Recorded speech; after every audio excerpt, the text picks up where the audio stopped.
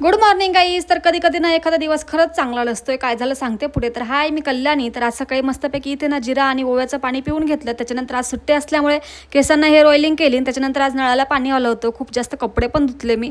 कपडे धुवून वगैरे झाले. त्याच्यानंतर इथे मी मस्तपैकी आज नाश्त्यामध्ये ना फोडणीचा भात बनवला होता. रात्री जो भात शिल्लक असतो तो इथे गरम करून घेतला. आणि त्याच्यानंतर आज मला बटुरे बनवायचे होते. बटुरे बनवणं लांबच राहिले. छोले बटुरे बनवत होते. तर इथे तुम्ही मिठाचा डबा बघू शकता. पूर्णपणे मी मीठ सांडून दिलं होतं. एवढी काही चिडचिड संताप होऊन जातो ना, एका बाईलाच माहिती. जेव्हा काही सांडतं ना आपल्याकडून तेव्हा किती जास्त चिडचिड होते. असं ते सगळं आवरून घेतलं आणि ते मस्तपैकी बटुऱ्यांचं पीठ पण भिजून ठेवलं.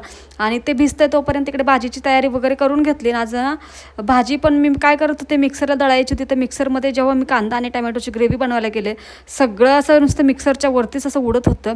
नक्की आज दिवसच कुठून सुरुवात झाली ती मला खरंच समजत नाही आहे. नुसतं प्रत्येक जे काम करायला जाते तिथे काही ना काही वाढवा होतच होतं. असो, तर इथे बटुरे मस्तपैकी पीठ पण तयार होतं आणि एवढं काय पीठ मस्त असं फुगलं होतं ना गाईज, खरंच खूप भारी झालं होतं. त्याच्यानंतर इथे मी मस्त तळून वगैरे घेतलं. आणि आज दारावरती अशी काही साहित्य घेऊन आली होती वैदीन विकायला. तर तिच्याकडेच काय बघत होतं पण काही भेटलं तर नाही.